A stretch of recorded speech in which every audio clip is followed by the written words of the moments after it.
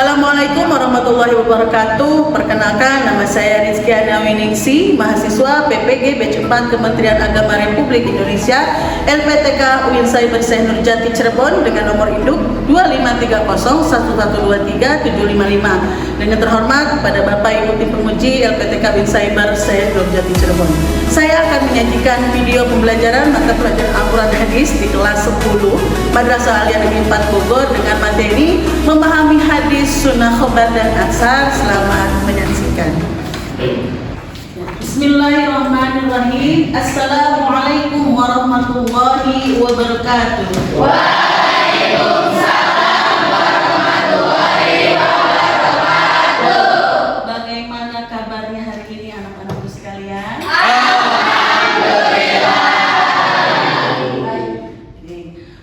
Sebelum kita mengawali pembelajaran materi hari ini, alangkah baiknya kita mengawali dengan berdoa. Silakan untuk memimpin doa anak-anakku sekalian. Tempat duduk siap. Ista'izu iqra'u doa.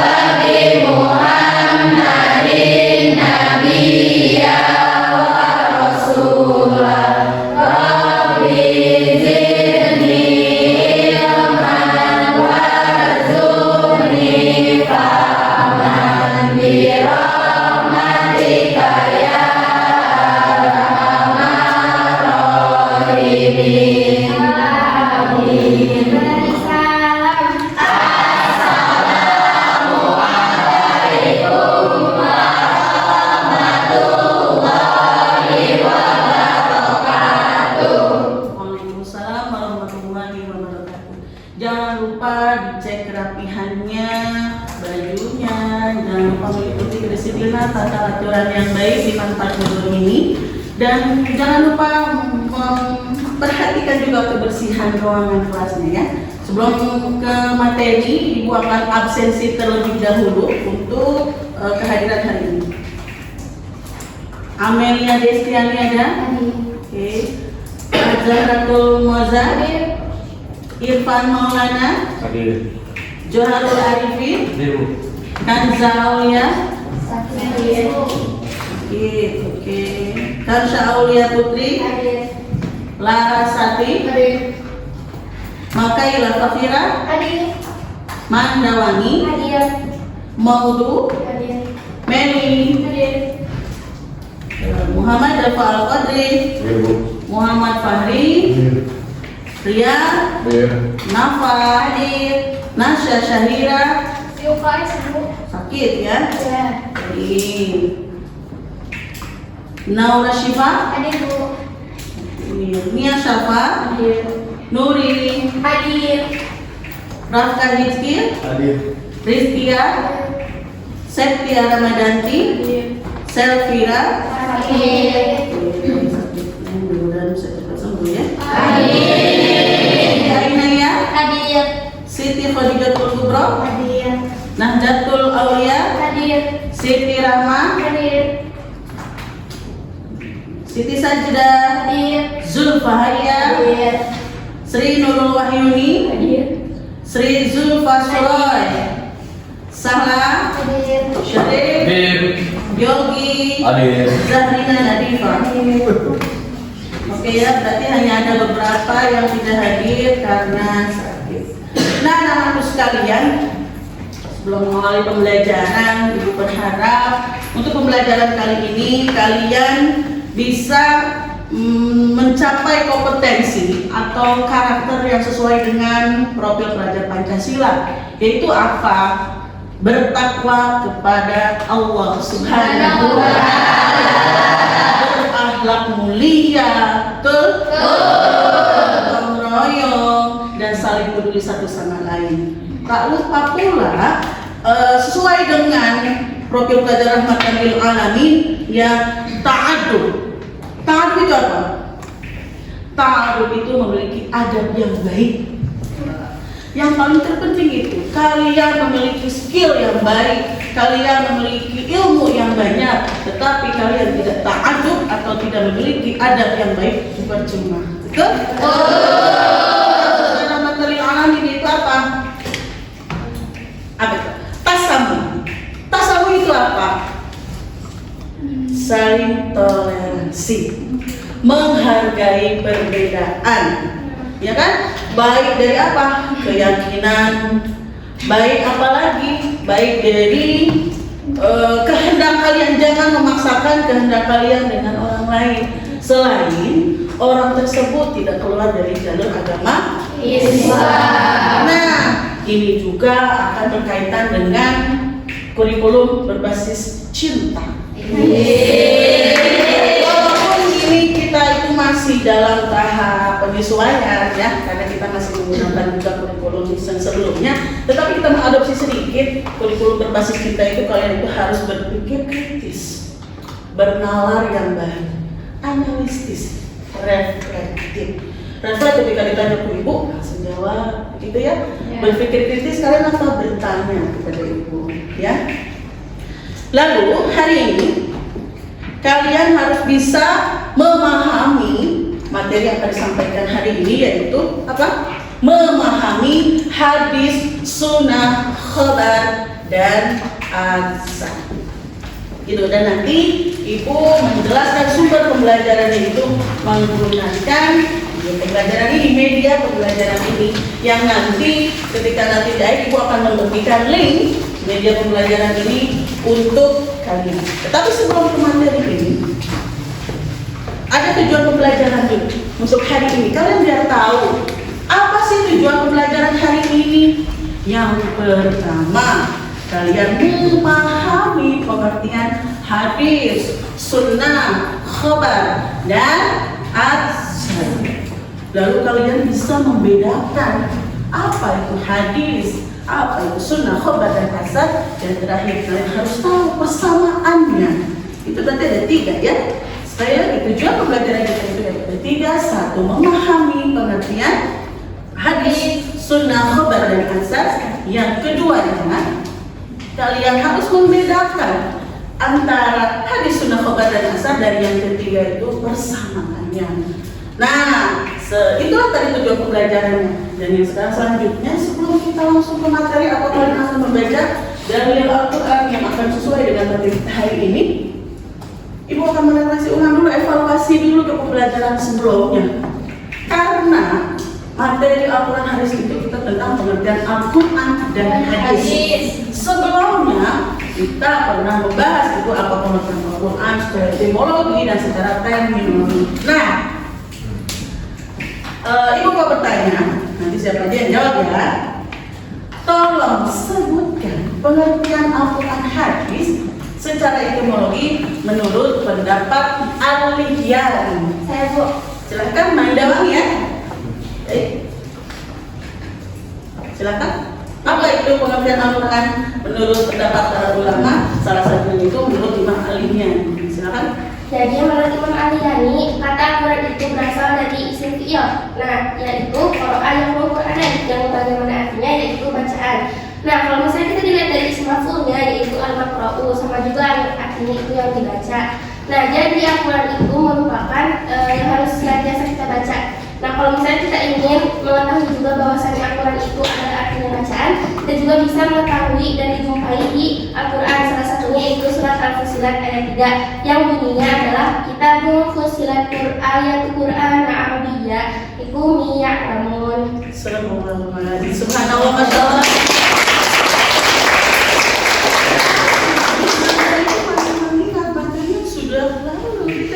Masih sampai di sini gitu, masih ada pengertian pemahamannya. Nah, yang kedua, tadi secara etimologi Al-Qurannya, sekarang secara terminologi menurut beberapa pendapat para ulama juga, Imam Abdul Aziz Az-Zarqani, Syekh Muhammad Hudari, Syekh Muhammad Abdul. Tapi yang ditanyakan pengertian Al-Quran menurut Syekh Muhammad Hudari, dalilnya siapa yang ingin membacanya? Saya Bu. Nana, bacakan dulu. Bismillahirrahmanirrahim. Al-Quran huwal lafzu al-arabiyyul munazzal ala Muhammadin sallallahu alaihi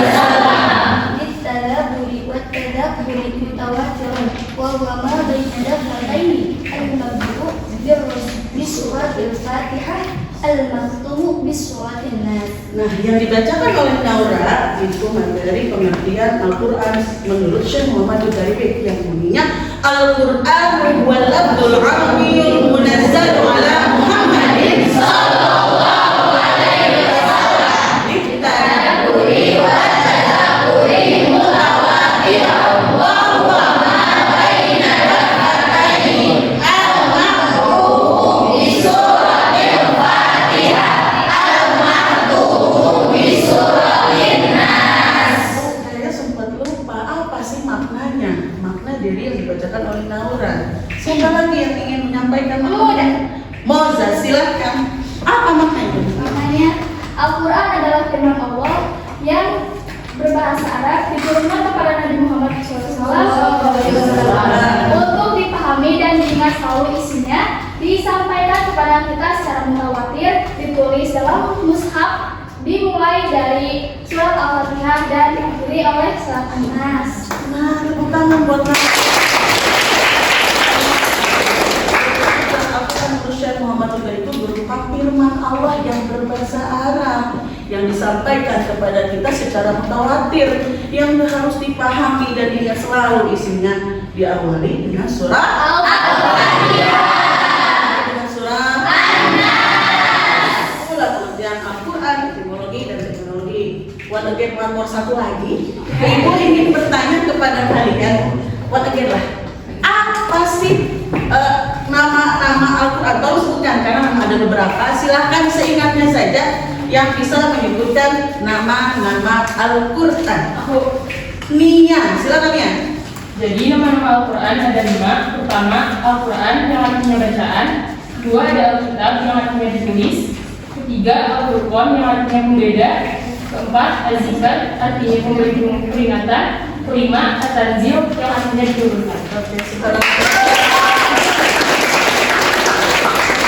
kita tadi mengevaluasi dulu kembali ya materi sebelum kita akan ke materi selanjutnya. Karena kita apa? Ketika mendapatkan materi yang baru, jangan sampai materi yang lalu pun kita lupakan. Itulah kata ketika dapat teman yang baru, teman yang lama dilupakan. Sakit gak nak?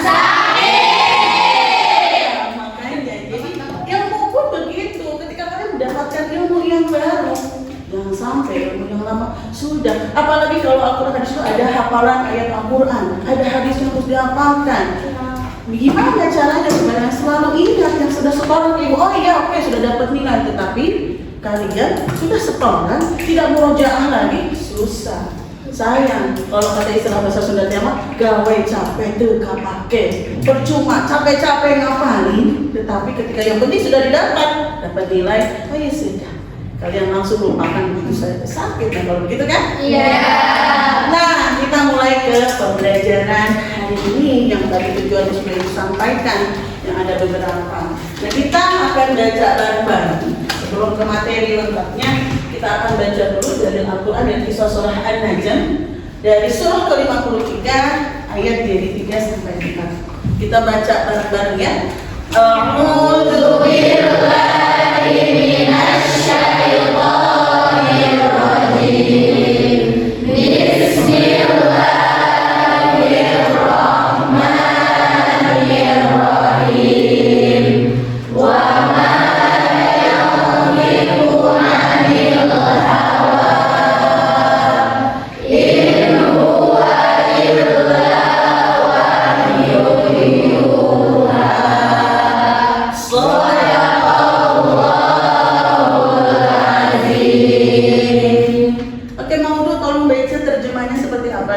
Dan tidaklah dia Muhammad berbicara menurut hawa nafsunya.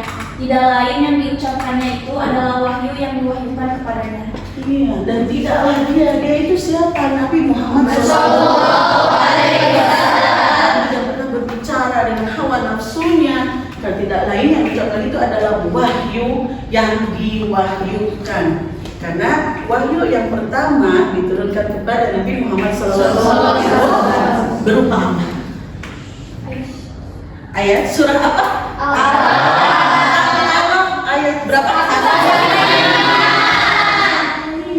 Wahyu yang diwahyukan. Jadi kalian harus tahu, jangan sampai kalian wahyu apa itu, wahyu apa sih wahyu itu kepada Nabi Muhammad SAW, jangan sampai kalian tidak tahu bahwa sampai ketika Rasulullah berdiam diri di mana waktu itu? Ya kan, dari Mama Yu yang pertama dengan dalam keibadah menggigil sedang beriadah di Gua Hiro. Bisa disebut juga dengan proses apa ketika diturunkan Al-Quran itu? Al-Quran jangan sampai lupa. Nah itu dia. Tanggal berapa diturunkannya? 17.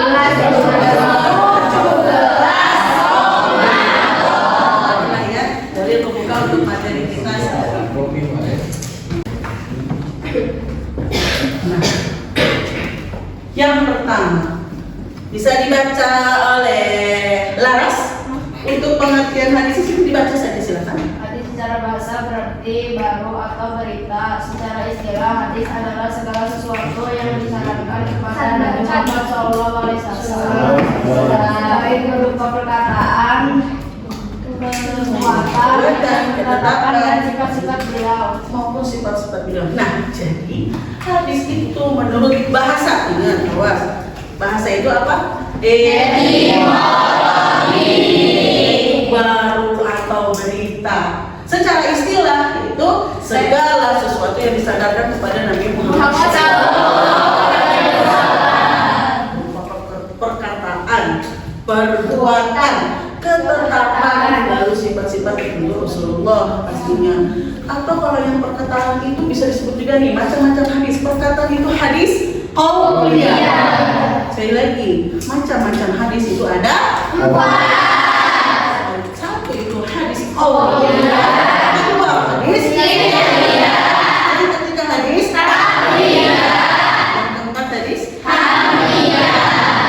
Hadis qauliyah yaitu berupa perkataan atau ucapan dari Nabi Muhammad SAW. Hadis qauliyah yaitu perbuatan. Perbuatan siapa, nak?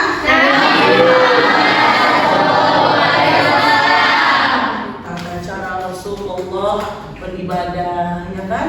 Sholat berjamaah, wudhu yang tadi itu seperti apa? Itu berupa hadis fi'liyah, perbuatan tindakan dari Nabi Muhammad SAW. Nah, yang ketiga, hadis takririyah, yaitu persetujuan Nabi Muhammad SAW terhadap perbuatan sahabat Nabi. Siapa yang tahu sahabat Nabi itu siapa saja yang termasuk dalam Khalifah Rasyidin?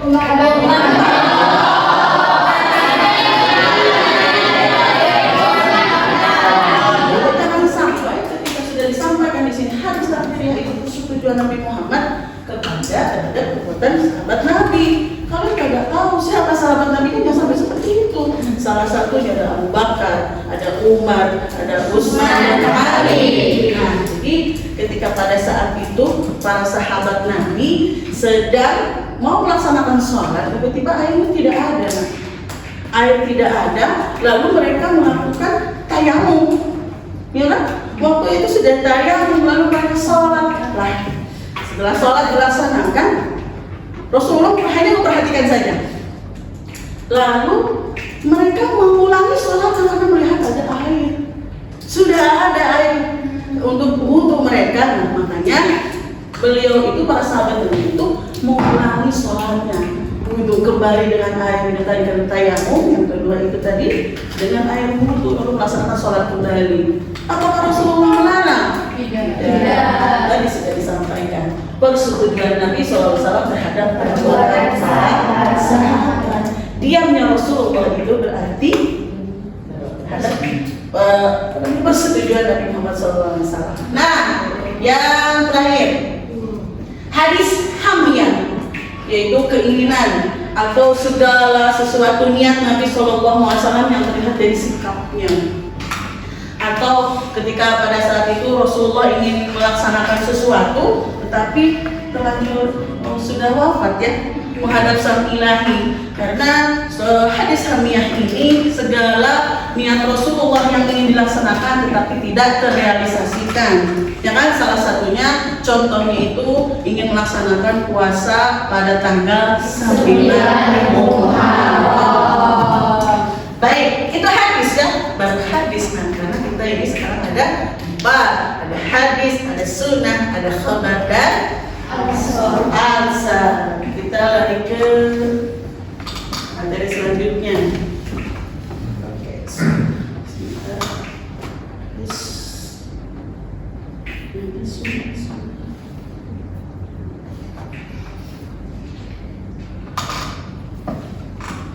Nah, pengertian sunnah. Tolong dibaca yang mau siapa saja, acungkan tangannya. Boleh Bapak, silakan dibaca saja. Ya. Pengertian sunnah. Sunnah secara bahasa berarti jalan atau tradisi kebiasaan. Secara istilah, sunnah adalah jalan yang ditempuh dalam beragama, baik yang dilakukan oleh Nabi Muhammad SAW maupun yang diperintahkannya. Dalam ilmu fikih, sunnah bermakna amalan yang dianjurkan. Jika dikerjakan mendapat pahala, jika ditinggalkan tidak berdosa. Ini sunnah. Sunnah menurut bahasa itu jalan, tradisi atau kebiasaan, ya kan? Adapun sunnah menurut istilah itu adalah jalan yang ditempuh dalam beragama, baik yang dilakukan oleh Rasulullah SAW maupun yang diperintahkannya. Makanya dalam ilmu fikih, sunnah bermakna amalan yang dianjurkan. Ketika dikerjakan mendapatkan pahala, ketika tidak dikerjakan tidak mendapatkan dosa. Itulah sunnahnya. Nah, apa sih sunnah dari Rasulullah? Contohnya apa? Ini kan maupun yang diperintahkannya, apapun kebiasaan Rasulullah. Contoh sunnah, salah satunya apa coba? Ketika kita makan dan minum menggunakan tangan. Apalagi ketika kita minum air putih sebaiknya. Ada yang tahu lagi sunnah-sunnah yang lain? Masuk kamar mandi dan depan kaki kanan. Masuk ke kamar mandi, mendahulukan kaki yang kanan. Mau tidur harus membaca doa terlebih dahulu. Banyak sunnah-sunnah Rasul yang harus dilakukan sebetulnya oleh kalian. Dan menurut ilmu kedokteran pun itu udah bagus. Minum harus duduk. Nah, ternyata Rasulullah sudah menganjurkan, ya kan? Ya. Ini beberapa sunnah. Senyum terhadap kepada sesama, apalagi kepada orang tua, ya kan? Kepada tetangga kita. Kadang-kadang tetangga kita misalnya ada yang julid, baru mau senyum kan? Ya. Tetapi ini sunnah Rasul yang harus dikerjakan. Biarkan mereka berkata apa, betul tidak? Betul. Sunnah Rasul dan tidak berkata kasar, awas, tidak berkata yang tidak baik sampai menyakiti hati seseorang. Rasulullah perkataannya itu bukan hawa nafsu, betul tadi yang hadis tadi. Bukan kalian jangan sampai kalian tidak melaksanakan. Kalian sudah tahu sunnah Rasul, tetapi kalian tidak melaksanakannya, malah bertolak belakang. Nauzubillahi min dzalik. Jangan sampai. Oke, lagi. Dan sekarang ke khobar. Siapa lagi yang mau baca? Literasi itu baik, betul tidak? Betul. Karena kalian mau paham maknanya.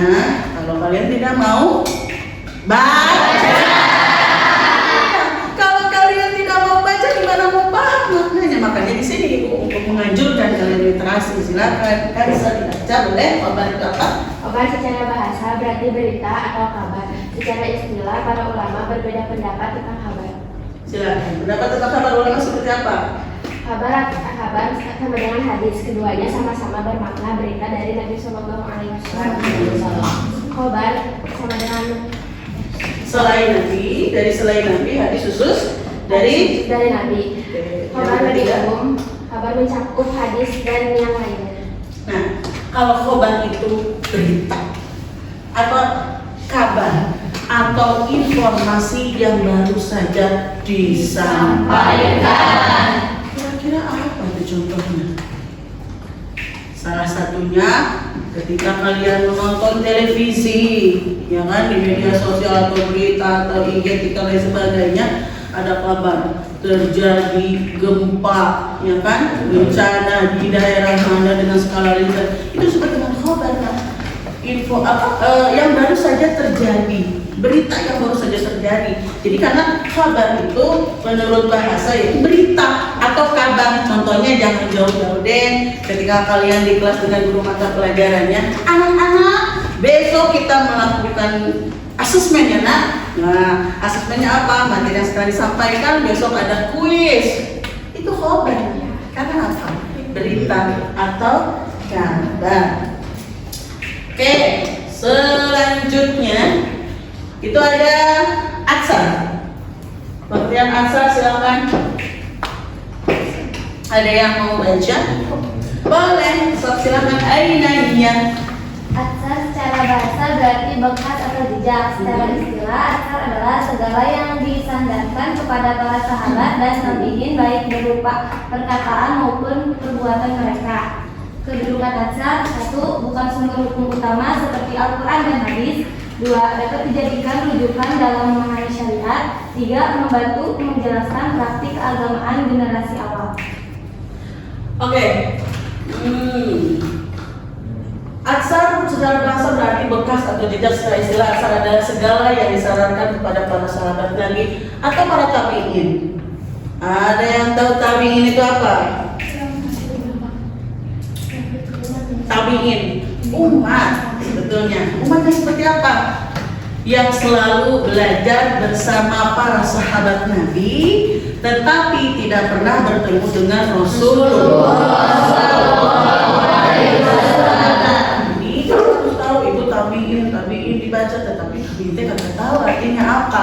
Jadi biar tahu sekarang apa yang maksud dengan tabi'in. Tabi'in adalah umat Muslim yang selalu belajar bersama para sahabat Nabi, lalu melakukan kebiasaan-kebiasaan Rasulullah, tetapi tidak pernah bertemu.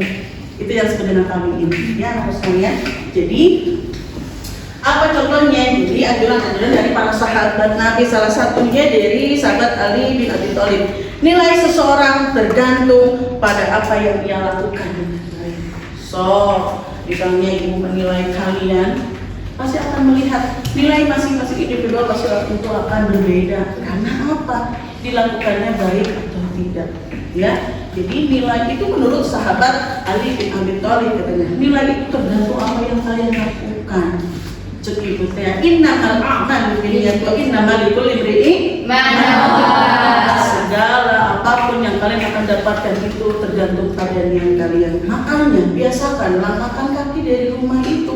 Tadi sunnah Rasulnya ketika keluar membaca basmalah, lalu melangkahkan dengan kaki kanan terlebih dahulu. Jangan lupa mengucap salam kepada orang tua. Ya kan? Jangan sampai lupa. Niatkan dalam hatinya bahwa mau masuk ke sekolah manfaat Bogor yang dapat ilmu yang bermanfaat. Ini sekarang tadi sudah pemahamannya ya, pemahaman antara hadis, sunnah, khobar dan atsar. Di sini ada tabel perbedaannya. Nah, ini perbedaan antara hadis, sunnah, khobar dan atsar. Kalau hadis itu sumbernya dari Nabi Muhammad SAW. Diwahyukan oleh siapa? Allah. Kalian jangan terpesona sama ibu ya. Oke, yang kedua yaitu sunnah, sama sumbernya dari Nabi Muhammad SAW. Kalau khabar itu umum, siapa saja boleh menyampaikan berita ya, tetapi kita harus lihat dulu, telisik dulu beritanya itu sudah pasti kebenarannya atau tidak. Ingat, jangan sampai kalian menyebarkan berita yang belum tentu itu kebenarannya terjadi. Bisa disebut apa? Hoax ya. Berarti kalian jatuhnya fitnah, berita yang tidak benar, ataupun dari asal sahabat, para sahabat atau para tabi'in. Dan aspek dari arti bahasanya, bahasa hadis itu yaitu tadi baru atau berita sunnah, jalan atau tradisi kebiasaan Rasulullah yang rohani ya. Lalu khabar itu berita, sama dan khabar itu berita. Atsar itu bekas atau jejak. Nah, ataupun cakupannya hadis ada qauliyah, fi'liyah dan takririyah. Kalau sunnah tata cara beragama kalian ya. Rasulullah SAW seperti apa sih tata cara beragamanya? Khobar, semua berita ya, ini cakupannya semua berita itu bisa disampaikan, tetapi harus dilihat dulu kebenarannya. Dan atsar itu qauliyah atau fi'liyah atau kebiasaan para sahabat Nabi gitu. Lalu kedudukannya, hadis itu sumber hukum, sunnah itu sumber hukum juga, khobar itu perlu diverifikasi. Okay.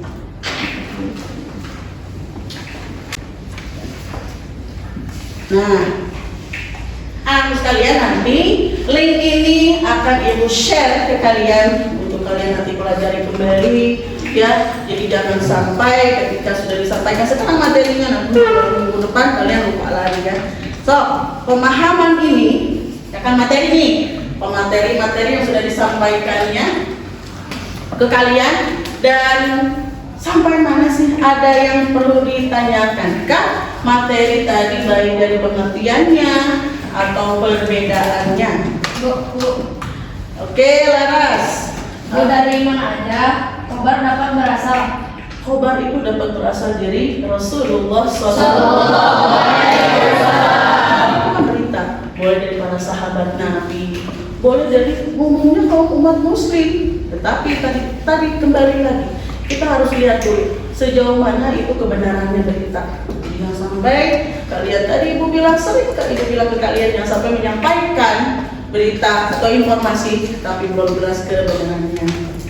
Ya, lalu yang ada lagi yang tanya? Bu, Oh Syarif, apa tuh? Bu, apa sih Bu contoh khobar dalam kehidupan sehari-hari? Contoh khobar dalam kehidupan sehari-hari tadi sebenarnya udah sampaikan juga ya. Ketika kan khobar itu tadi apa? Contoh dalam kehidupan sehari-hari kalian itu sering banget dengan gadget. Betul. Kayaknya udah bestie, ya kan? Tapi tolonglah bestinya sedikit melafalkan lantunan ayat-ayat Al-Quran. Kenapa ibu bikin program hantaman di 10B supaya literasinya nggak ke gadget aja, nggak ke digital aja. Jangan dibagi per satu anak per juz gitu kan? Ada yang satu juz berdua, tapi tetap dibaca dari awal. Itu kalian biar literasi juga. Jadi khobar itu dalam hadapan kehidupan sehari-hari. Ketika kalian buka Instagram, buka TikTok ya, atau kalian buka Facebook ya, atau dan yang lainnya, ketika ada berita bencana ini sekarang ya, mudah-mudahan dikasih kesabaran untuk para saudara-saudari kita yang ada di daerah yang lain. Mudah-mudahan mereka diberikan kesabaran dan ketabahan bagi yang ditinggalkannya ya. Dalam kehidupan sehari-hari kamu itu melihat berita, lalu ada berita itu suatu bencana yang benar-benar yang baru saja terjadi gitu kan. Kalau kabar itu kan berita yang informasi yang baru saja terjadi. Dan tadi kita dikasih kabar juga guru yang memberikan tugas untuk besok, itu suatu kabar ya. Nah gitu. Paham Sari? Wow. Oke, terima kasih. Selanjutnya, Ibu sudah bagi menjadi beberapa kelompok. Ya sudah, kelompok yang sebelumnya saja ya. Ini sudah disebut sesuai kelompoknya kan? Kelompok satu yang mana? Oke, kelompok dua yang mana? Kelompok tiga, kelompok dua. Sudah ya? Nah, oh ada 5. Mohon maaf, anak sumberannya milih. Kita kan sifatnya lupa ya, nah, jadi mohon maaf. Mohon maaf ya anak-anak sekalian. Nah, nanti kalian akan Ibu bagikan LKPD atau lembaga kerja peserta didik sesuai kelompoknya dengan tema menerima pesan agama secara bijak. Oke, menerima pesan agama secara bijak di era digital seperti ini. Sebelum itu, sebelum LKPD Ibu akan memberikannya, karena temanya diambil dari pesan agama yang akan Ibu sampaikan di sini. Kalian tinggal memperhatikan saja, oke?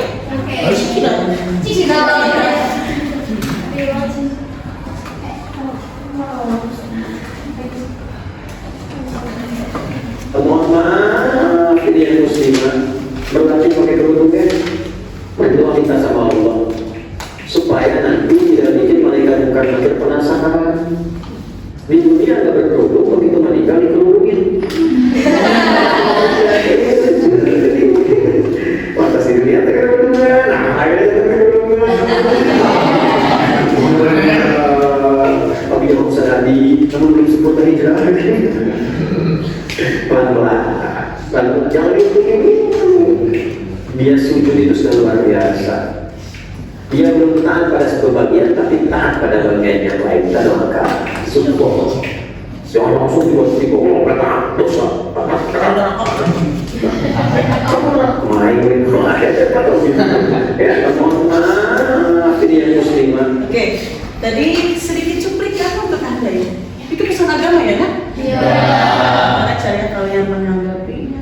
Oke, secara bijak dengan era digitalisasi saat ini, banyak pesan-pesan agama yang di-share di YouTube. Sekarang ada saluran di WhatsApp ya.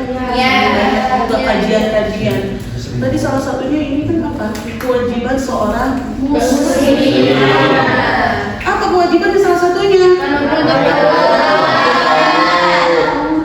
Makanya ibu sering bilang di kelas ke kalian, anak perempuan khususnya awal ya, jangan sampai tadi betul kata Ustaz tadi Hidayat, jangan sampai ketika kalian semasa hidup tidak menggunakan jilbab ketika pulang, gitu kan? Oke, ketika wafat menghadap ke sang ilahi kita berkerudung, kan begitu. Tapi jangan menjudge orang juga. Mungkin proses hijrahnya itu bertahap. Tetapi jangan selalu, oh iya bertahap nih, tetapi tidak ada proses itu nggak boleh juga, ya kan? Selalu kita belum berkurung, enggak bu, kita bertahap bu, hijrah bu, kita pelan-pelan nggak ada kan bu, ketika ada perubahan itu kayak semudah membalikan telapak tangan, begitu ya, kita proses bu, tapi jangan menjadikan alasan. Karena seorang muslimah itu wajib untuk Allah. Nah makanya ibu sering, kalian sering bilang, hati-hati. Disiplinan manfaat itu apa acuannya? Ajaran agama Islam. Kadang-kadang banyak yang jipon ya. Apa itu jipon? Jilbab poni. Jilbab poni. Siapa yang jilbab? Tapi polen dari dia kayaknya. Makanya apa? Kedisiplinan manfaat itu kalian harus nih. Ya nggak boleh kelihatan. Kalian kan tahu batasan-batasan Allah itu sampai di mana untuk perempuan, untuk laki-laki juga seperti apa. Kalau memang ada ikutan futsal dan sebagainya, boleh nggak pakai celana pendek? Tapi pakai ada kan legging khusus untuk laki-laki kan?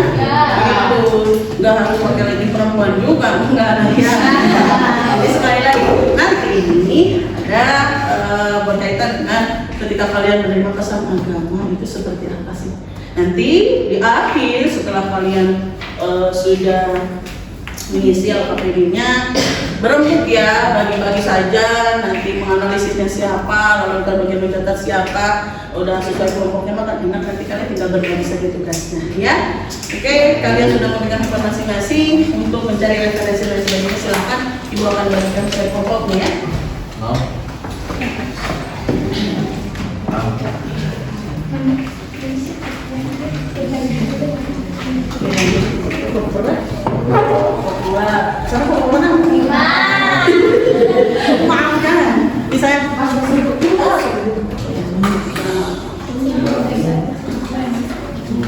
Dibaca, dilihat dulu, dipahami seperti apa. Kelas satu ya, maafkan ibu.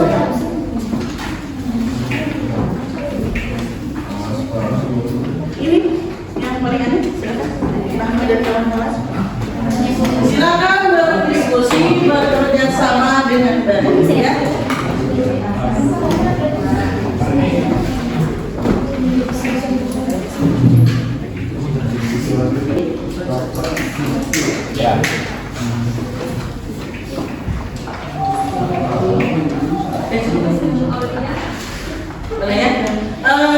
Untuk petunjuk dari LKPD ini sudah dicantumkan tujuan pembelajaran itu. Setelah mengikuti kegiatan pembelajaran dari materi ini yang sudah disampaikan, kalian memahami makna hadis, sunnah, khobar dan asar, menjelaskan sikap bid'ah. Sekarang kalian mengerjakan menerima pesan agama secara bijak itu di era digital seperti apa. Dan ini tayangannya yang sudah diberikan kepada kalian. Dan kalian nanti ketika sudah selesai mengerjakan ini, kalian nanti presentasi diwakili saja oleh salah satu anak dan dikasih durasi 5 menit saja ya, 5 menit saja untuk pemecahan masalah yang tertera pada lembar kerja peserta didik. Jadi sekali lagi satu saja per kelompok untuk mempresentasikan depannya. Nah,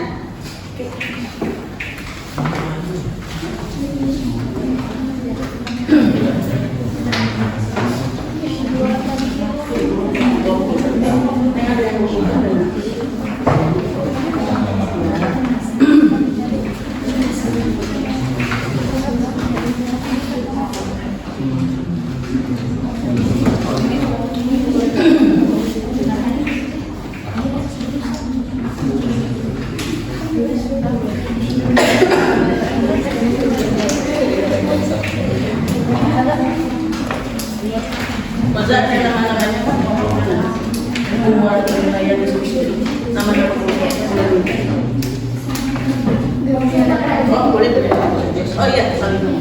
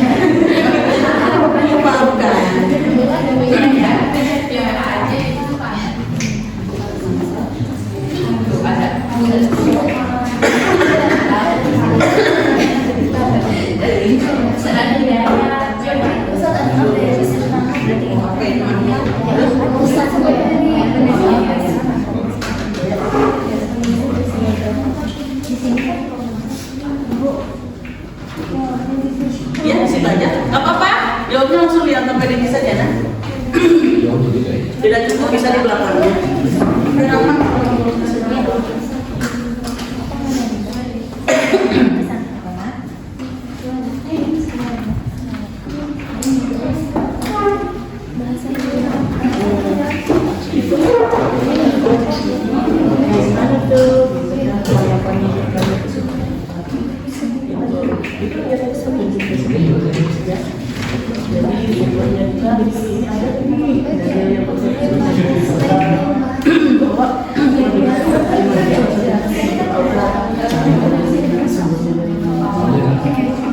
Ya kan itu ada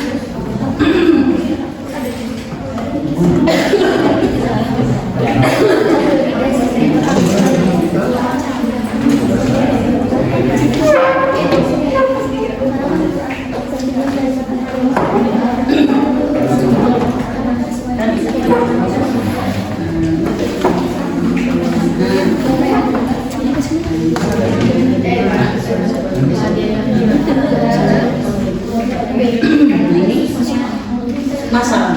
Oke, sekali lagi nah, ini orientasi masalahnya. Jadi dilihat di tayangan ini kan ini di era digital ya, kalian menerima pesan agama secara bijak di era digital. Nih, yang di orientasi masalah kalian fokus ke orientasi masalahnya, ya kan? Apakah dari tayangan grup WhatsApp, unggahan di Instagram, TikTok, atau tayangan YouTube? Nah ini tadi. Jadi kalian fokus ke pesan agama yang disampaikan oleh Ustaz Hidayat ya. YouTube ini, ya. Itu kan nggak baik. Jarang mencari materi. Oke, kelompok kalian saja. Ya ada mereka kerja kalian ikutin. Lihat orientasi masalah kita. Cuma tadi hanya contoh saja kalau belum lihat orientasi.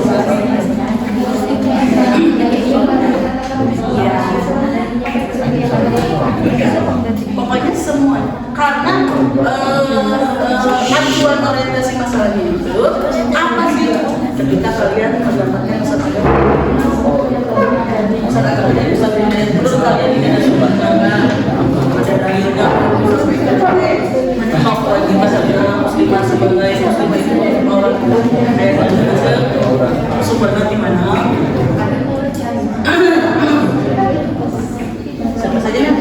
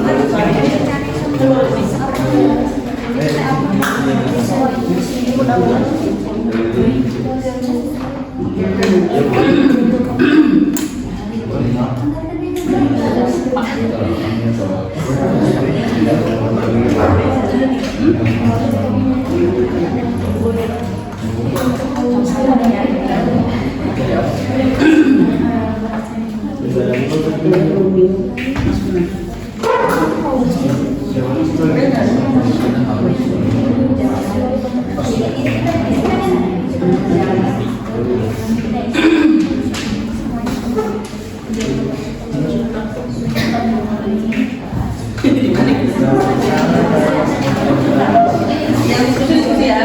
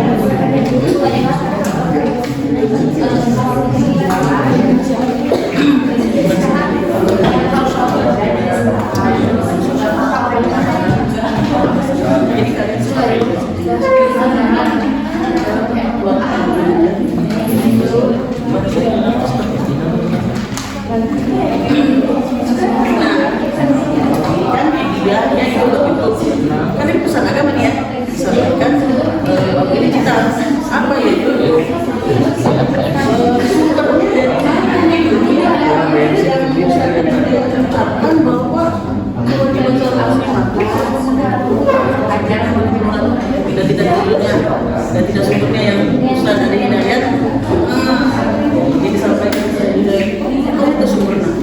Ini dalilnya atau tidak? Semua berita yang harus diistimewa. Tapi kita cari dulu benar dalilnya. Bahwa benar ada nggak sumbernya? Bisa pribadi.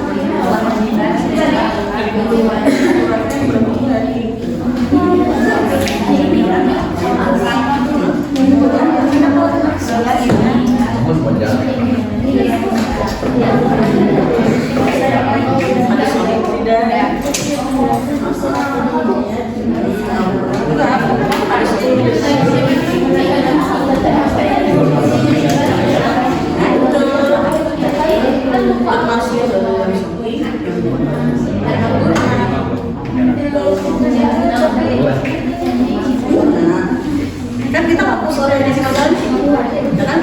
Judulnya juga kita hapus.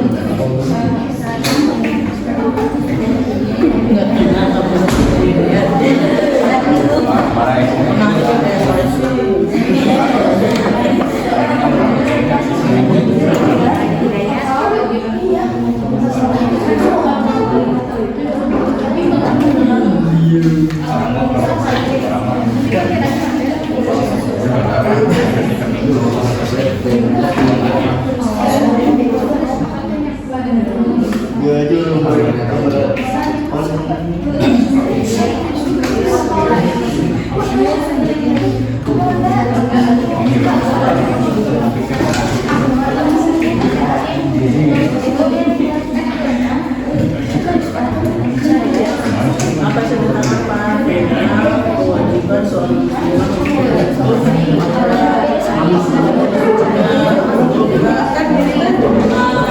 Ustaz ada hidayah menyampaikan khobar ya, menyampaikan berita dan informasi yang baru saja disampaikan bahwa kewajiban seorang muslim untuk aurat sendiri.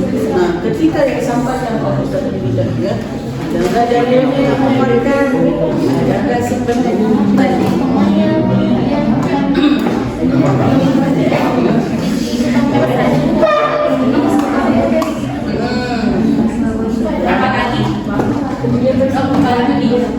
Karena aku fokus ke orientasi masalah tadi. Yang nggak masuk ini sampai aja ya.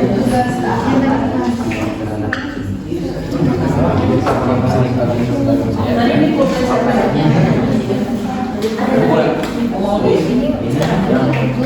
Mulai dari mana?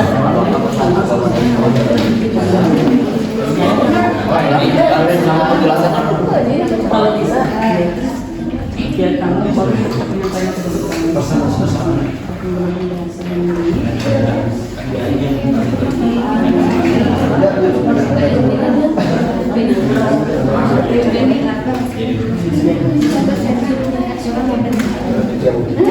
so, tentu cari sumbernya di mana saja. Ada Aku ada.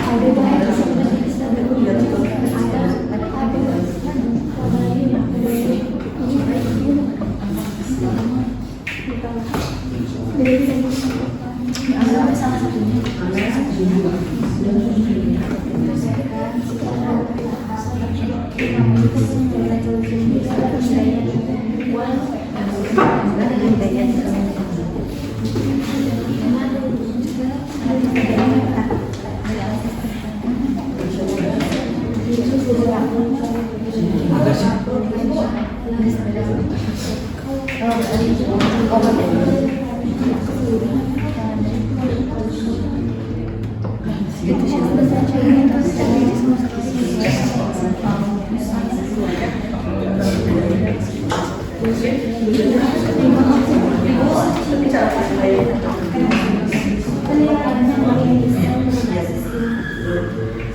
bisa tanyakan soal bisa nanti kalau mereka tadi sampai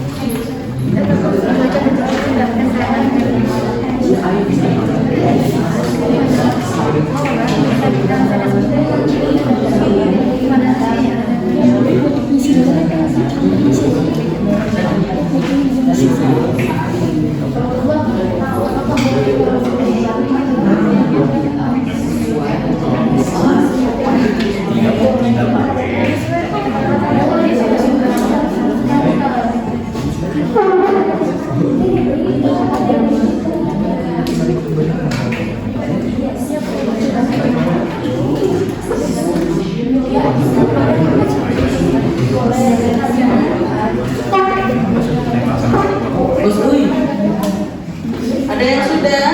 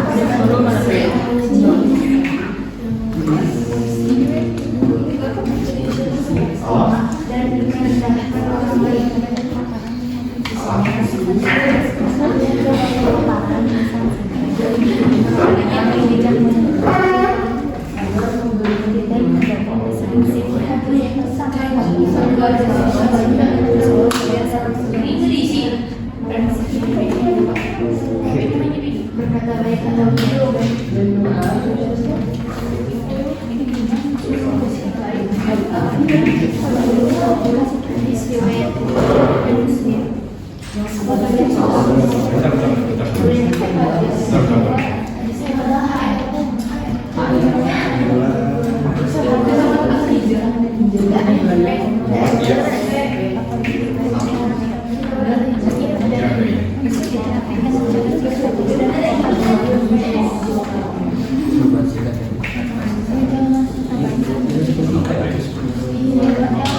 Ada yang sudah sampai 50% pengendapannya? Sudah ya? Berarti sekitar 80% lagi ya?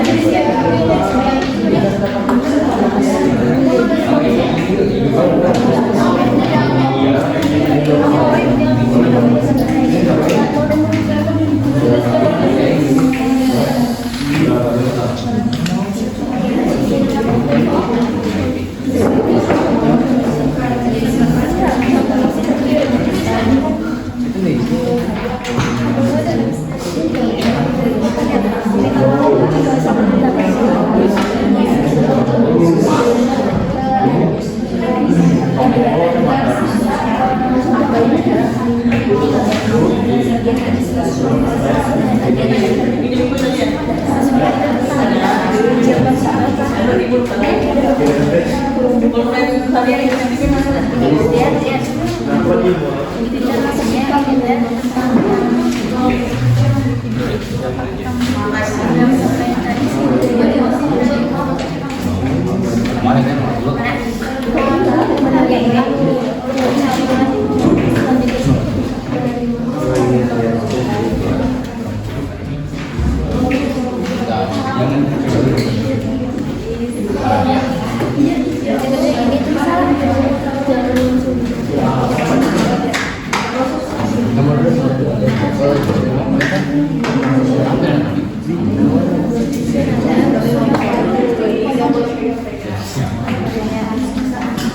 Bisa ya?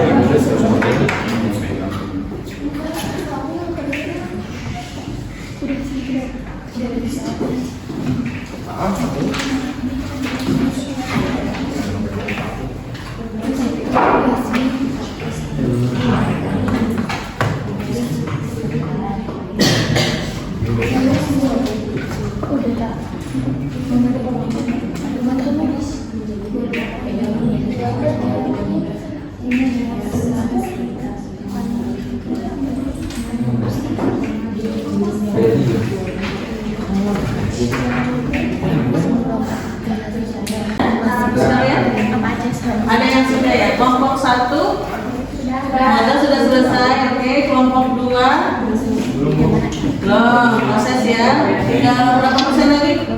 Kira-kira? Masih 50% lagi? Baik. Kelompok 3 Kelompok 9 sudah 90% ya, silakan. Kelompok 4 selesai ya. Kelompok 5 berarti yang baru selesai kelompok 1 ya, oke. Nah, nanti kita akan lihat fokus untuk presentasinya, jadi buku-buku kalian selesai dulu ya. Iya.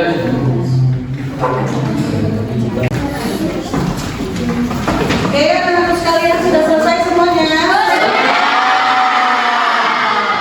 Sekali kompak sekali, mudah-mudahan hasil presentasi juga baik semuanya ya. Presentasi yang pertama, silakan hasil diskusinya disampaikan di depan untuk perwakilan saja ya. Silakan Anda dulu, saya nanti.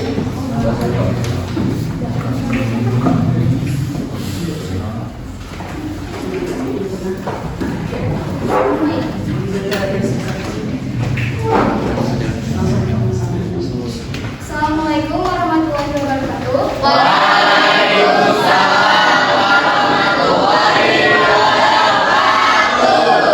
Saya Zahra Moza sebagai perwakilan dari kelompok 1 akan langsung menjabarkan hasil diskusi dari kelompok saya, yaitu dengan orientasi masalah di era digital, peserta didik sering menerima pesan atau berita bernuansa agama melalui grup WhatsApp, unggahan Instagram maupun tayangan YouTube. Nah, tadi Ibu udah kasih sebuah tayangan dari YouTube, ya ini tuh cuplikan dari ceramahnya Ustaz Adi Hidayat. Nah, karena pesannya itu udah kita lihat, jadi kelompok aku di sini langsung aja ya Bu. Kan di sini ada dua menanya, apakah pesan ini mencantumkan dalil yang jelas? Dari informasi yang kita dapat, ternyata dalil pesan ini mencantumkan dalil yang jelas karena Adi Hidayat itu memberikan informasi sesuai dengan dalil sahih yang bersumber dari Al-Quran. Nah, untuk pertanyaan kedua, apakah isi pesan sesuai dengan akhlak Islam? Sesuai, karena hadis yang disampaikan redaksinya dari Nabi Muhammad SAW. Yang ketiga, apa tujuan dari penyampaian pesan tersebut? Tujuannya untuk mengingatkan kita selalu menutup aurat, terutama pada para wanita. Mengingatkan kita untuk tidak seolah-olah berpakaian tapi telanjang. Karena kenapa kita ngisi tujuannya kayak gini? Karena tadi cuplikan videonya Ustadz Adi Hidayat itu menyampaikan bahwa kita itu harus menutup aurat, karena kayak kalau di dunianya nggak nutup aurat, pas meninggal nutup aurat kan itu bikin malaikat jadi bingung gitu katanya.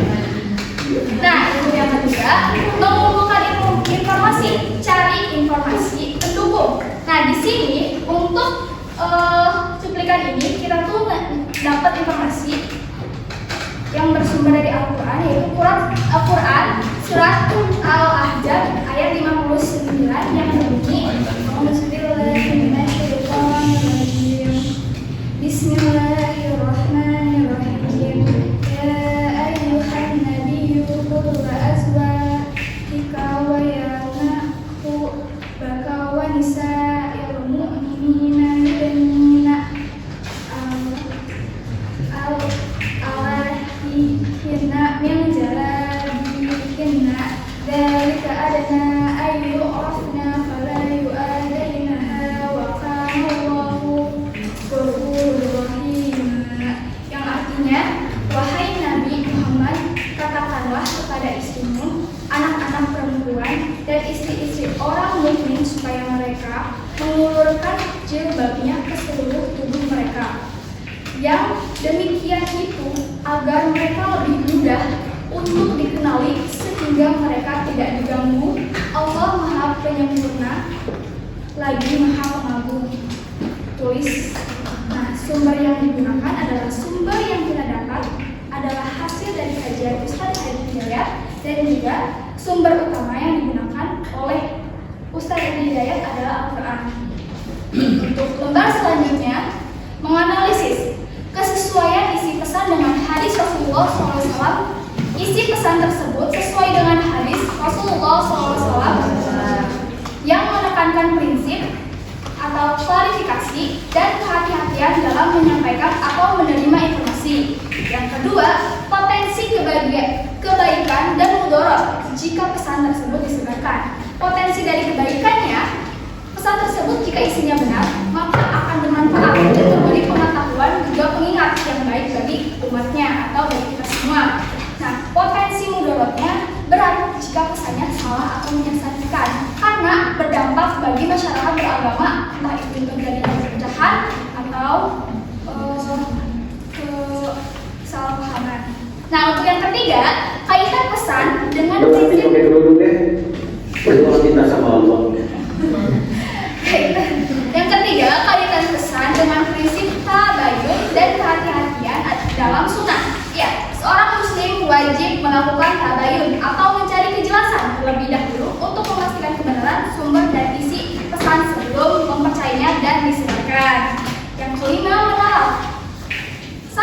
Apakah pesan agama tersebut layak dipercaya? Ya, pesan agama tersebut belum tentu layak dipercaya tanpa adanya proses verifikasi yang jelas dan sumber yang sahih. Yang kedua, apakah boleh langsung disebarkan? Mengapa tidak boleh langsung disebarkan? Alasannya karena dalam Islam ada perintah untuk melakukan tabayun atau klarifikasi terhadap suatu berita atau informasi, terutama yang berkaitan dengan agama, untuk menghindari penyebaran kebohongan. Yang ketiga, sikap yang harusnya dilakukan seorang muslim adalah 1. Melakukan tabayun atau mencari kebenaran informasi dari sumber yang terpercaya dan sahih. Yang kedua, tidak langsung mempercayai atau menyebarkan pesan tersebut sebelum jelas kebenarannya. Yang ketiga, berhati-hati dalam bermedia sosial dan berkomunikasi serta mengedepankan etika komunikasi Islam. Jadi kalau kita mudahin digital juga, kita tuh harus beradab ya teman-teman. Gak boleh asal-asal gitu. Karena emang ada undang-undangan hukumnya. Ya, siap. Nah, lanjut aja di sini. Apa pelajaran paling penting yang kamu peroleh dari kegiatan ini? Pentingnya bersikap bijak dan kritis dalam menerima informasi agama di media digital agar tidak mudah terpengaruh oleh informasi yang salah. Nah, yang kedua, perubahan sikap apa yang akan kamu terapkan setelah mempelajari materi ini? Saya akan berhati-hati melakukan tabayun dan mengecek kebenaran sumber sebelum mempercayai atau menyebarkan pesan agama. Yang ketiga, bagaimana caramu menjaga adab dan akhlak saat bermedia digital sesuai ajaran Islam dengan menggunakan bahasa yang sopan, tidak menyebarkan hoax, tidak menghina orang lain, serta menyebarkan konten yang bermanfaat sesuai ajaran Islam. Nah, kita udah di penghujung materinya.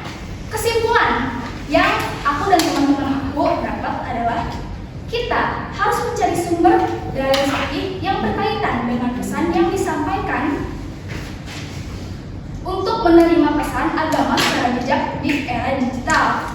Nah, pahami juga apa dari pesan tersebut, jangan langsung mempercayainya jika kita belum tahu kebenarannya. Dikhawatirkan informasi yang tersebar salah dan akan membuat informasi palsu yang bisa berakibat fatal pada masyarakat beragama.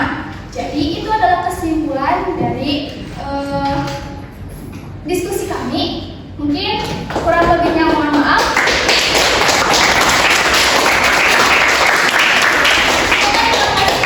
Semoga juga bermanfaat kepada teman-teman sekalian. Amin. Wabillahi taufiq wal hidayah. Assalamualaikum warahmatullahi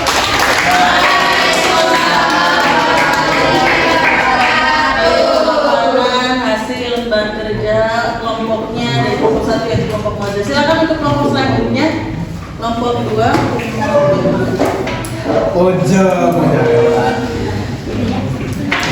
Assalamualaikum warahmatullahi wabarakatuh.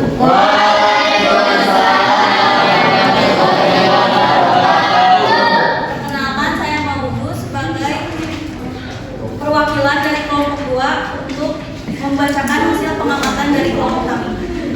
Oke, yang pertama, isi utama pesan atau berita. Isi utama yang disampaikan oleh Ustaz Edi Hidayah yaitu pentingnya proses hijrah yang bertahap dan mengajak masyarakat untuk tidak langsung menghakimi atau mengancam dengan neraka bagi mereka yang belum sempurna dalam ketaatannya, melainkan dengan memberikan dukungan dan doa. Lalu yang kedua, bahasa yang digunakan adalah bahasa kombinasi bahasa Indonesia dan Sunda, tidak menggunakan bahasa yang baik dan benar, tidak mengandung syarat. Lalu yang ketiga, ada atau tidaknya sumber Al-Quran hadis ulama. Yang kami dapatkan dari hasil pengamatan kelompok kami tidak ada, karena lebih menekankan pada pesan moral dan pendekatan dakwah yang sportif serta menyentuh aspek teologis tentang kehidupan setelah mati. Oke, yang selanjutnya, apakah pesan ini mencantumkan dalil yang jelas? Dari pesan tersebut tidak ada dalil eksplisit dalam video tersebut. Penceramah tidak membacakan teks ayat Al-Quran maupun hadis secara langsung. Lalu yang kedua, apakah isi pesan sesuai dengan akhlak Islam? Pesan yang disampaikan merujuk pada konsep teologis tentang pertanyaan malaikat munkar dan nakir di alam kubur, serta diwajibkan menutup aurat yang sudah umum dalam syariat. Lalu yang ketiga, tujuan dari penyampaian pesan tersebut adalah mengajak muslimah untuk memulai berlatih menggunakan kerudung sebagai persiapan sebelum meninggal dunia, membangun empati sesama muslim agar memberikan dukungan dan doa bagi mereka yang sedang berproses menjadi lebih baik, bukan justru mengucilkannya. Lalu yang selanjutnya, informasi pendukung dari Al-Quran dan hadis sahih. Yang pertama ada surat Al-Ahzab ayat 59. Allah memerintahkan istri-istri Nabi dan anak-anak perempuan Nabi. Yang kedua surah An-Nur ayat 31, perintah untuk membersihkan kain kerudung. Cukup sekian pemaparan dari kelompok 2. Mohon maaf bila banyak kekurangan atau salah perkataan. Wabillahi taufiq wal hidayah. Wassalamualaikum.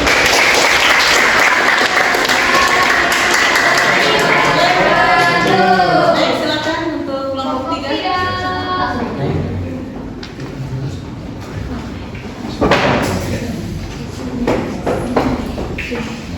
Ya, Assalamualaikum warahmatullahi wabarakatuh.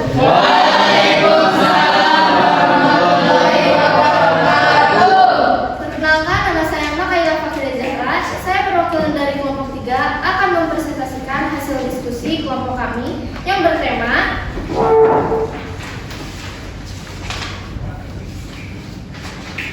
bertema hadis dan Al-Quran tentang riwayat Ustadz Adi Hidayat.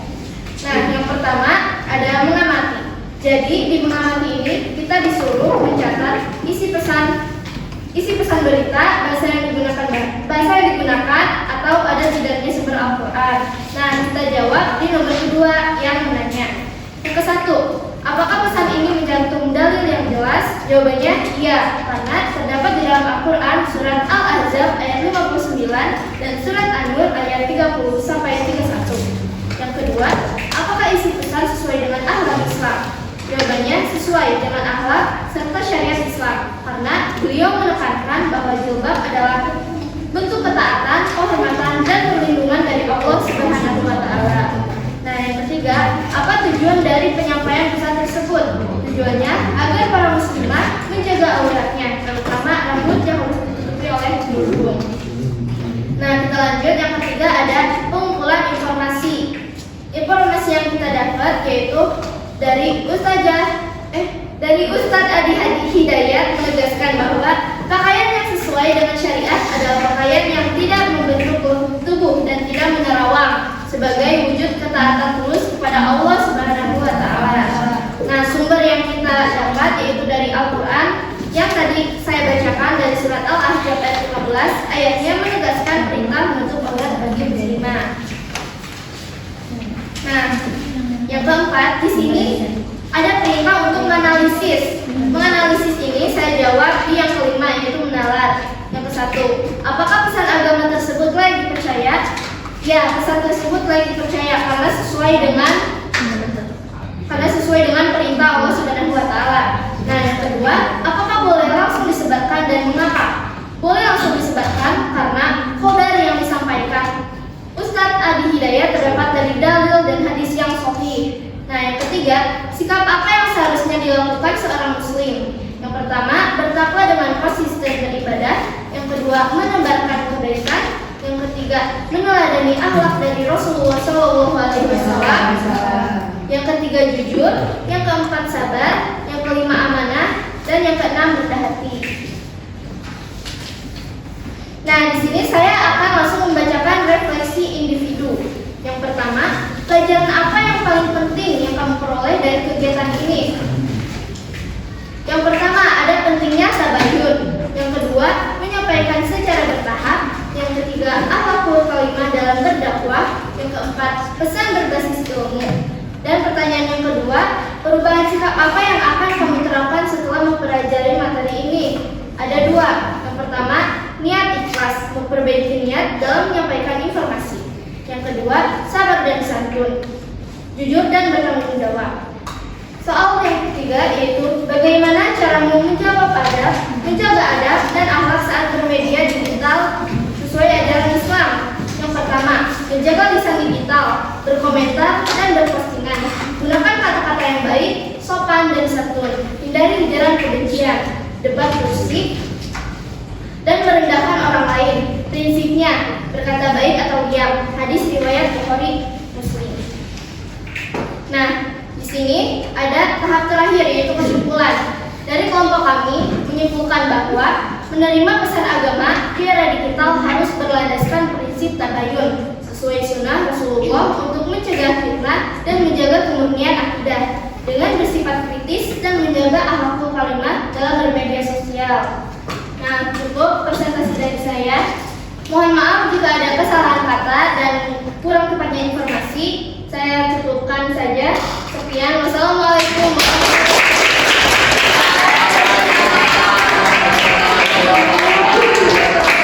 Next, kelompok 4 ya. Oke, ada 2 kelompok lagi ya.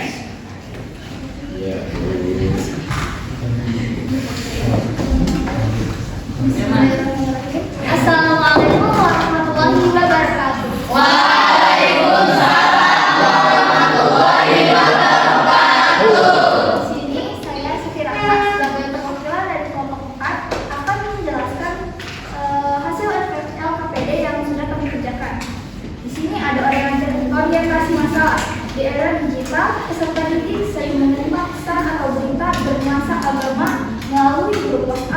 unggahan Instagram maupun tayangan YouTube. Dan di LKPD ini, kalau kita disuruh mengamati, mencatat hal-hal penting dari pesan yang sudah disampaikan dan bahasa yang digunakan serta ada atau tidaknya sumber Al-Quran dan hadis. Pertama, di sini saya akan menjelaskan apakah pesan yang telah disampaikan oleh Ustaz Adi Hidayat ini mencantumkan dalil yang jelas. Jawabannya adalah iya. Pesan tersebut mencantumkan dalil karena pesan yang disampaikan oleh Ustaz Adi Hidayat sesuai dengan dalil dan hadis. Yang kedua, apakah isi pesan sesuai dengan akhlak Islam? Isinya sesuai dengan akhlak Islam karena mengingatkan umat Islam, khususnya perempuan, untuk menutup aurat selagi di dunia sebelum ajal menjemput. Yang ketiga, apa tujuan dari penyampaian pesan tersebut? Tujuannya adalah menutup aurat sebelum ajal menjemput. Yang ketiga, kami mengumpulkan informasi tentang apakah ada hadis atau dalil Al-Quran yang ada dalam pesan yang telah disampaikan oleh Ustaz Adi Hidayat. Yang pertama, ada Quran Surat An-Nur yang menjelaskan tentang kewajiban menjaga aurat bagi wanita. Yang hadisnya diriwayatkan oleh Tirmidzi yang artinya tutuplah auratmu kecuali dari istrimu atau budak perempuanmu. Sumber yang kita dapat dari ini adalah dari internet, Al-Quran dan hadis. Selanjutnya di sini ada refleksi individu. Pelajaran yang paling penting apa yang telah kita dapat adalah menjadikan media sosial sebagai ladang pahala dengan cara menjadi pengguna yang cerdas, santun, dan jujur. Perubahan sikap apa yang telah kita dapatkan setelah mengisi LKPD ini adalah tidak mudah percaya pada berita kecuali telah dicari kebenarannya dengan menjadi bijak dalam bermedia digital. Bagaimana caramu menjaga adat dan akhlak saat bermedia digital sesuai ajaran Islam adalah jangan asal share, pastikan beritanya benar dipantau, hindari komentar kasar atau debat kusir, tidak mengumbar aib orang lain, menyiarkan ibadah, misalnya postingan yang bermanfaat atau untuk silaturahmi. Yang terakhir, ingat tentang bijak. Di sini sudah sampai di penghujung materi. Kesimpulan apa saya sampaikan adalah menerima pesan agama secara bijak di era digital sangat penting untuk mencegah penyebaran fitnah, kebohongan, dan penyesatan umat. Sekian yang dapat saya sampaikan. Kurang lebihnya mohon maaf bila ada salah kata. Semoga ilmu yang telah saya sampaikan bermanfaat. Amin. Assalamualaikum warahmatullahi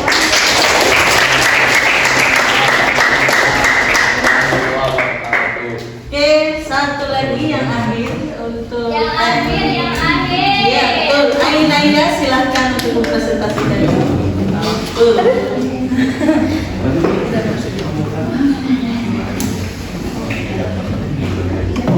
Untuk presentasi kelompok ya, silahkan Aina. Assalamualaikum warahmatullahi wabarakatuh. Waalaikumsalam warahmatullahi wabarakatuh. Nama saya Siti Ainaya, saya perwakilan dari kelompok 5. Nah, di sini kan saya dikasih LKPD untuk mengerjakan. Nah, kelompok saya langsung saja saya akan menjawab pertanyaan hasil dari kelompok saya. Yang pertama, apakah pesan ini mencantumkan dalil yang jelas? Ya, Ustadz Adi Hidayat mencantumkan dalil yang jelas dari Al-Quran dan hadis, merujuk pada Quran Surat An-Nur ayat 31 dan Quran Surat Al-Ahzab ayat 59, bahwa hijab adalah bentuk ketaatan perlindungan diri dari Allah SWT. Terus, apakah isi pesan sesuai dengan akhlak Islam? Ya, isi pesan tersebut sesuai dengan akhlak Islam karena beliau menjelaskan tegas tapi disampaikan dengan santun dan juga sesuai dengan ajaran Islam. Yang ketiga, apa tujuan dari penyampaian pesan tersebut? Yaitu tujuannya tadi dikasih oleh Ibu, pesan dari Ustadz Adi Hidayat yaitu untuk bentuk kasih kasih sayang Allah untuk memuliakan perempuan. Terus yang kedua menganalisis. Yang pertama, kesesuaian isi pesan dengan hadis Rasulullah SAW. Apa yang tadi disampaikan Ustadz Adi Hidayat memiliki kesesuaian yang sangat tinggi dan merupakan cerminan langsung dari ajaran Rasulullah SAW serta syariat Islam. Menutup aurat bukan sekedar tradisi budaya, melainkan kewajiban hukum yang bersumber langsung dari Al-Quran. Yang kedua, potensi kebaikan dan mudarat jika pesan tersebut disebarkan. Potensi kebaikan yang kita dapatkan adalah: 1. Mendapatkan pahala jariah. Yang kedua, dapat mengedukasi dan memotivasi. Yang ketiga, dapat membantu dan ikut serta dalam menyebarkan dakwah. Terus, apa pesan agama tersebut layak dipercaya? Layak, karena apa yang beliau sampaikan ada dalam Al-Quran dan hadis dan sangat layak untuk dipercaya. Yang kedua, apakah boleh langsung disebarkan? Mengapa boleh? Karena sumbernya langsung dari Al-Quran dan hadis. Contohnya hadis riwayat Tirmizi dan Al-Quran surat Al-A'raf ayat 26. Langsung saja kesimpulan hasil diskusi dari kelompok 5, yaitu untuk kaum muslim kita harus selalu menutup aurat karena sesuai dengan ajaran Nabi Muhammad SAW. Agar kita tidak mendapatkan dosa, maka dari itu kita harus mengikuti hadis atau sunnah Rasulullah SAW.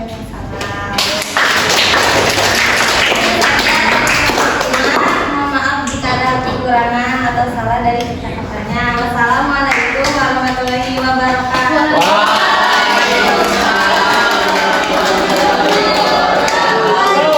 Oke, Masya Allah, tabarakallah ya. Jadi hasil-hasil dari diskusi kalian, karena temanya kita ini mengambil menerima pesan agama secara bijak di era digital. Berarti ketika pesan agama yang disampaikan Ustadz Adi Hidayat itu baik atau tidak? Baik. Karena apa? Bersumber dari ajaran agama Islam. Nah makanya terima kasih juga. Ini kan ketika men-share pesan agama itu yang memang sesuai dari Al-Quran, sesuai hadis yang sahih, itu pahala bagi yang mendengarkannya ya. Edukasinya yang tadinya tidak tahu nih amatnya kewajibannya harus berkerudung, jadi tahu ketika menerima pesan agama dengan baik. Oke, tepuk tangan buat semuanya. Nah, kita simpulkan ya dari tadi kegiatan awal, inti, dan sebagainya. Nah, jadi kita simpulkan bahwa materi hari ini itu tentang memahami pengertian hadis, sunnah, khobar, dan asar. Sedangkan apa sih perbedaannya? Ya kan, tadi kan tujuan pembelajaran ada 3, pengertiannya, lalu perbedaannya, lalu persamaannya.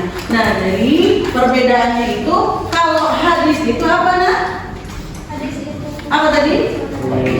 Perkataan atau kauliyah, disebut dengan kauliyah yang macam-macam hadis tadi yang ada berapa nak? Apa hadis?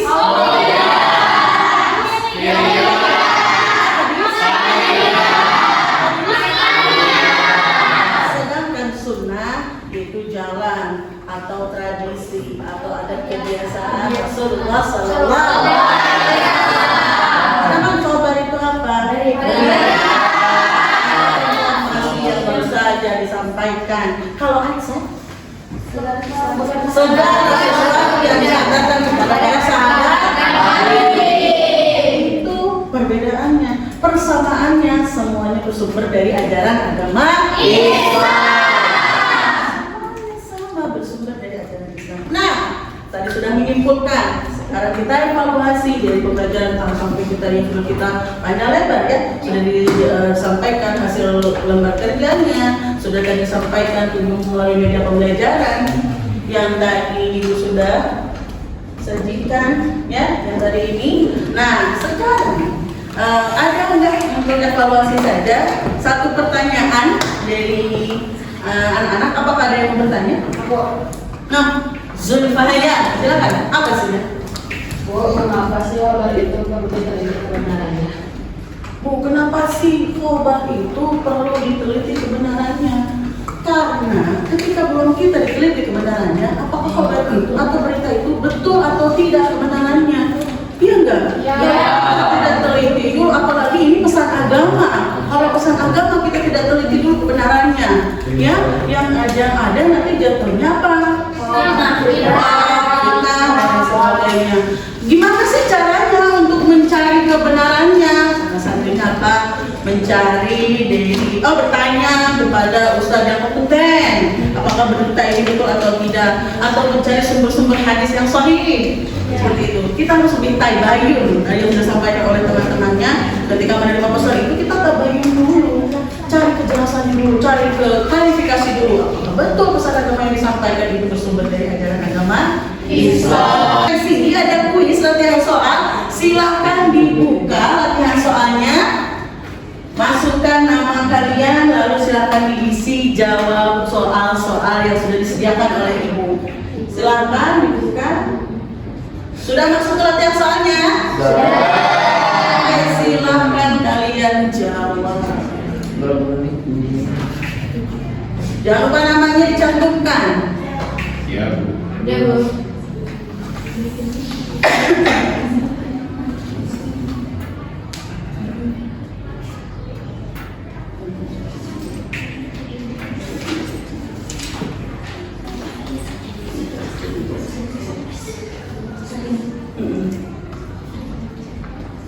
Jangan lupa dasar.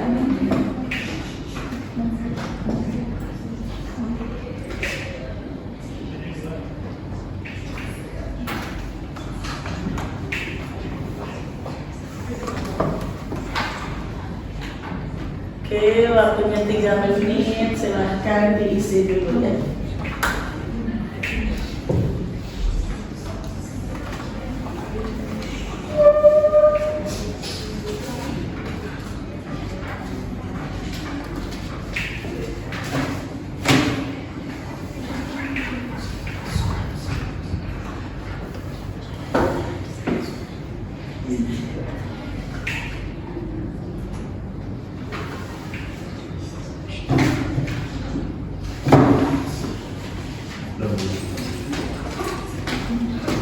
Sudah, lalu ini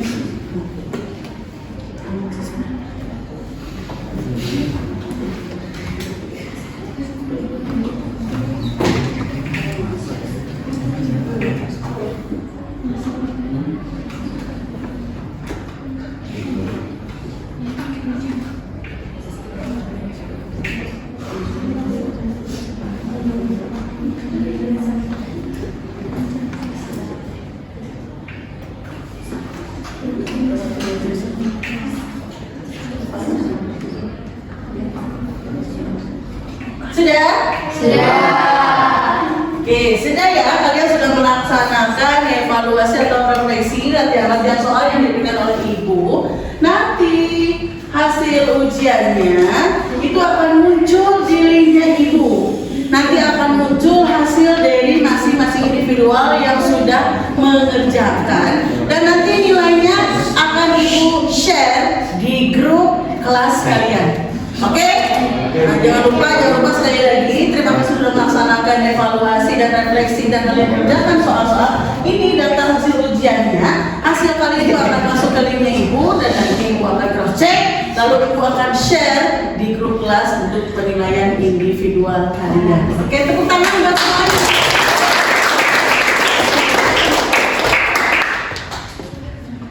Oke.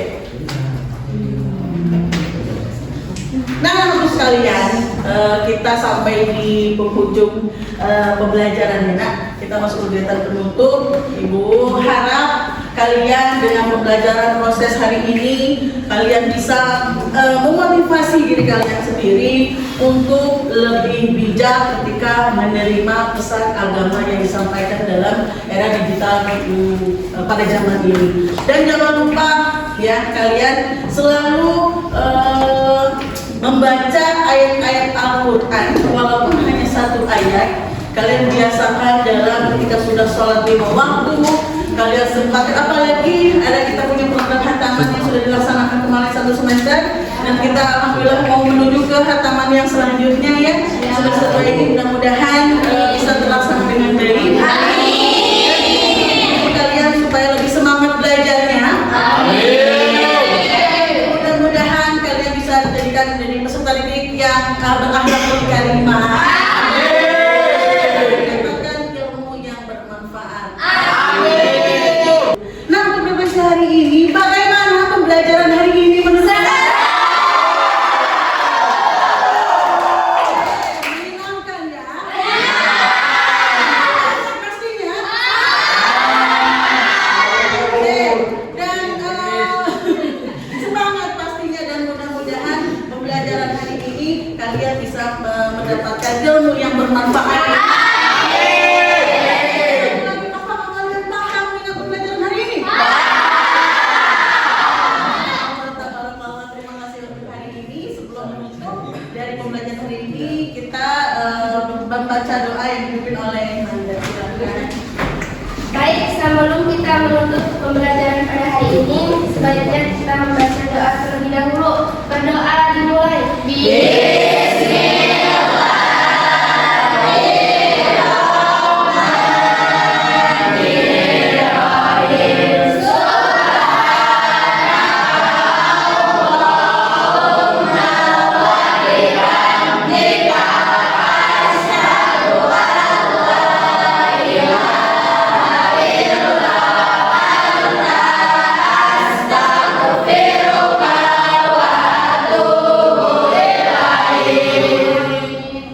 Terima kasih anak-anak sekalian, dan jangan lupa besok kita akan lanjut ke materi selanjutnya yang akan disampaikan nanti di pekan depan.